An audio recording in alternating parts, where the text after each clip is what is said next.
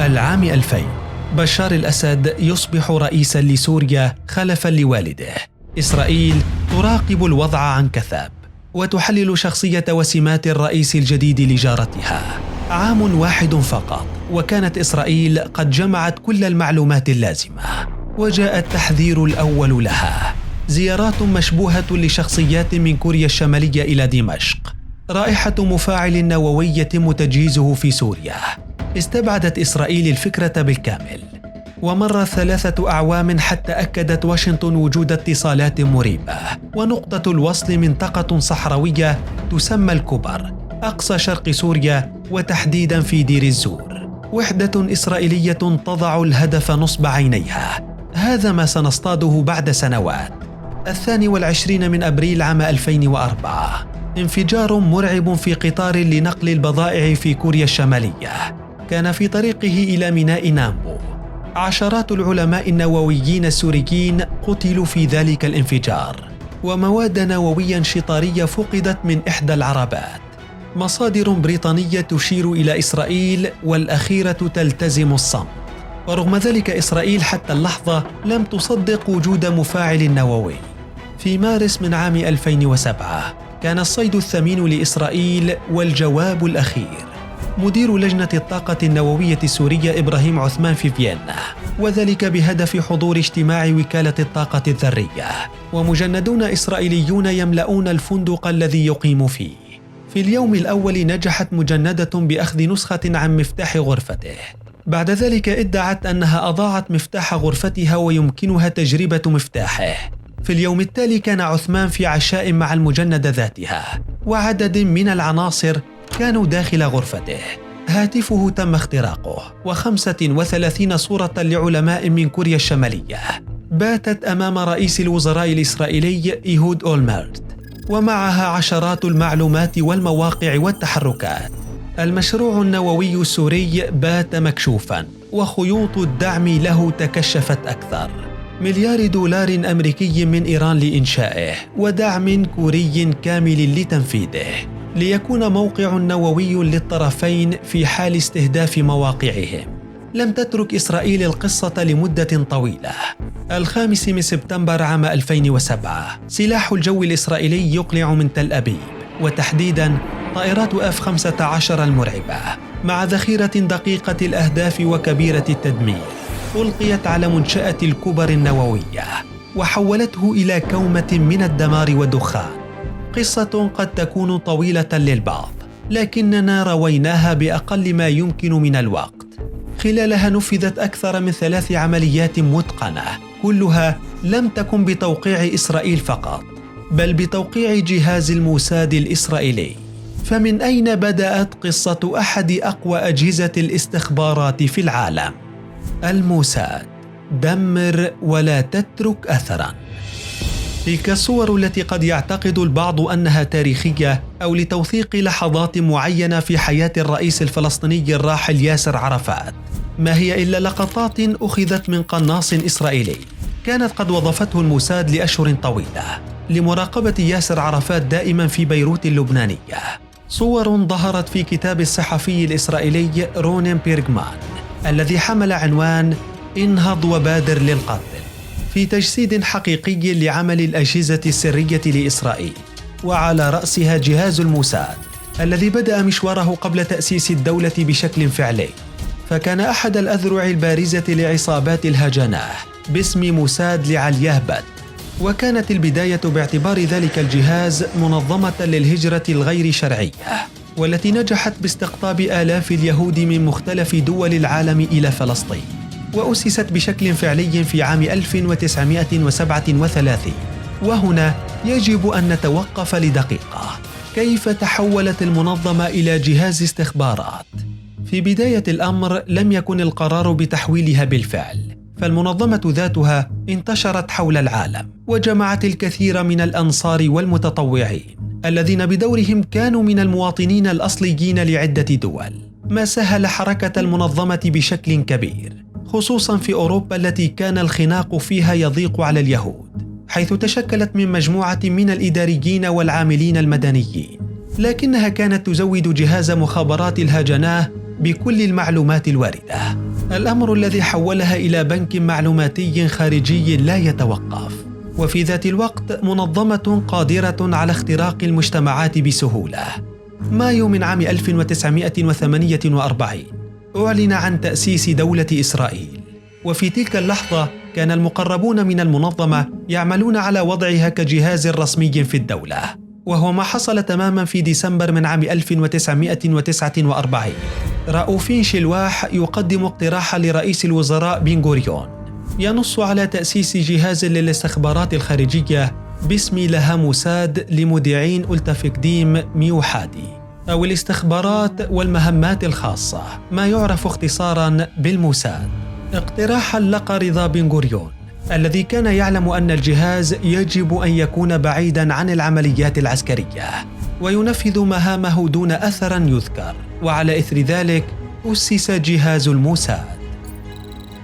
معلومات لا تتوقف، سرية، وعمليات اغتيال متقنة، تلك هي مبادئ عمل الموساد الإسرائيلي، حيث يتم تكليف الجهاز بتنفيذ العمليات السرية للغاية خارج الحدود، والتي غالبا ما تكون عمليات اغتيال تتم ضد عناصر معادية لإسرائيل، كما يوكل إليه مهام التجسس ضد مختلف الدول حتى الصديقة منها. ففي العام 1985 اعتقل جوناثان بولارد في الولايات المتحدة الأمريكية بتهمة الإفشاء بمعلومات عسكرية سرية لإسرائيل، وذلك خلال عمله كمحلل استخبارات مدني تابع للبحرية الأمريكية، إلا أن واشنطن نجحت بالقبض عليه قبل وصوله للسفارة الإسرائيلية ليقر بكافة الأعمال ويحكم عليه بالسجن مدى الحياة، إلا أن إسرائيل نجحت باستعادته بعد 30 عاماً لتستقبله عام 2015 استقبال الأبطال وتمنحه الجنسية ليعيش في أراضيها. ومن المهام التي لا يعرفها الكثير لجهاز الموساد هي عقد الاتفاقيات والمعاهدات مع الدول والجماعات، ويذكر أن الجهاز كان له دور كبير في عقد معاهدة السلام بين مصر وإسرائيل. كل تلك العمليات تتم بسرية تامة، حتى أن العلاقات التي يؤسسها الجهاز لا تصل لأي من أجهزة الاستخبارات الأخرى، ما يحول عمله إلى مستقل بالكامل عن كل من الشباك أو جهاز الأمن الداخلي أو حتى آمان وحدة الاستخبارات العسكرية. مهام صعبة وميزات بارزة حولت الموساد إلى ركيزة أساسية للدولة، وفي ذات الوقت إلى جهاز فعال لا يمكن الاستغناء عنه. مدنيون بوظائف عسكرية، هكذا يصف محللون جهاز الموساد، فهو يتكون من 3 أقسام رئيسية. الأول هو قسم المعلومات، والذي يشرف على جمع المعلومات بالكامل ثم استقرائها وتحليلها بشكل واضح حتى وضع الاستنتاجات اللازمة بشأنها. وثاني الأقسام هو قسم العمليات، وهو المسؤول عن وضع خطط العمليات الخارجية من خطف أو اغتيال أو تدمير، وتنفيذها بالتعاون مع جيش الدفاع الإسرائيلي إذا لزم الأمر.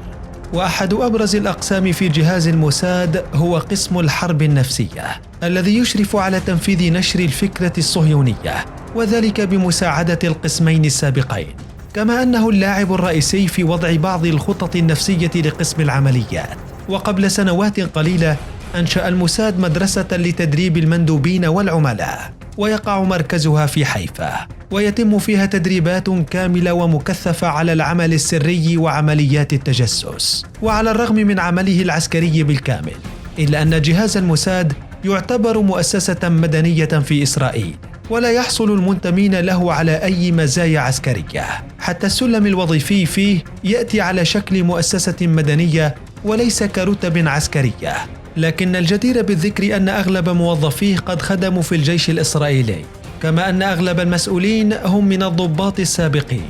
ومع تفرع أقسامه يبقى للموساد جهاز تنفيذي مباشر يشرف على إدارة شبكات التجسس حول العالم، وزرع عملاء جدد للجهاز في الدول العدوة والصديقة، وترتيب الصفوف في حال الإقبال على تنفيذ عملية معينة. قائمة طويلة من الاغتيالات لا تحصى نفذها الموساد على مدار السنوات الماضية، أغلبها كانت ضد شخصيات فلسطينية وعدد من العلماء البارزين العرب، من أبرزهم الروائي الفلسطيني غسان كنفاني، الذي اغتيل بتفجير سيارته ببيروت عام 1972، وعدد من قيادات منظمة أيلول الأسود في ذات العام، وذلك انتقام لعملية قتل وأسر رياضيين إسرائيليين في ميونخ.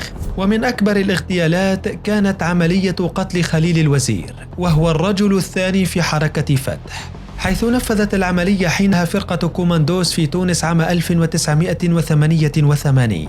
ومن العمليات النوعية التي أظهرت تطور تقنيات الاغتيال لدى الموساد هي عملية اغتيال مهندس كتائب القسام يحيى عياش، وذلك عام 1996 عبر تفجير هاتفه المحمول. ومنذ العام 2010 حول الموساد عملياته نحو طهران، حيث نفذ سلسلة من الاغتيالات والعمليات بهدف إيقاف عمل المشروع النووي الإيراني. ففي يناير من عام 2010 نجح الموساد باغتيال العالم الإيراني علي محمدي، وذلك عبر تفجير دراجة نارية كانت مركونة قرب سيارته. وفي نوفمبر من ذات العام اغتيل العالم مجيد شهرياري، والذي قتل بعبوة الناسفة فألصقت بسيارته. في يوليو من عام 2011 تكررت عمليات الاغتيال، وهذه المرة استهدفت داريوش رضاء نجاد، والذي فتح عليه وابل من الرصاص بسيارته ليردى قتيلا بعد أيام في المستشفى. بعد 6 أشهر من تلك الحادثة كان الهدف التالي قد وقع برصاص الموساد، وهذه المرة كان خبير تخصيب اليورانيوم مصطفى أحمد روشان، الذي ألصق بسيارته قنبلة مغناطيسية أنهت حياته هو وسائقه معا. وآخر الاغتيالات كانت في نوفمبر من عام 2020، حينها كان الهدف محسن فخري زادة الملقب برأس البرنامج النووي، والذي تضاربت الروايات حول طريقة اغتياله، لكن المؤكد بالطريقة أنها تمت عبر كمين محكم قرب طهران.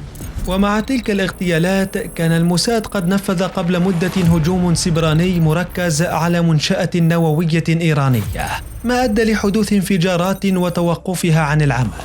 فيما تبقى العملية الأبرز للموساد هي مطاردة واعتقال الضابط النازي أودولف إيخمان، الذي طارده فريق من الموساد مكون من 14 شخصاً، وذلك خلال هروبه لعدة دول عقب هزيمة النازية، حتى استقر في الأرجنتين بهوية جديدة، لكن الفريق نجح بالوصول إليه واعتقاله.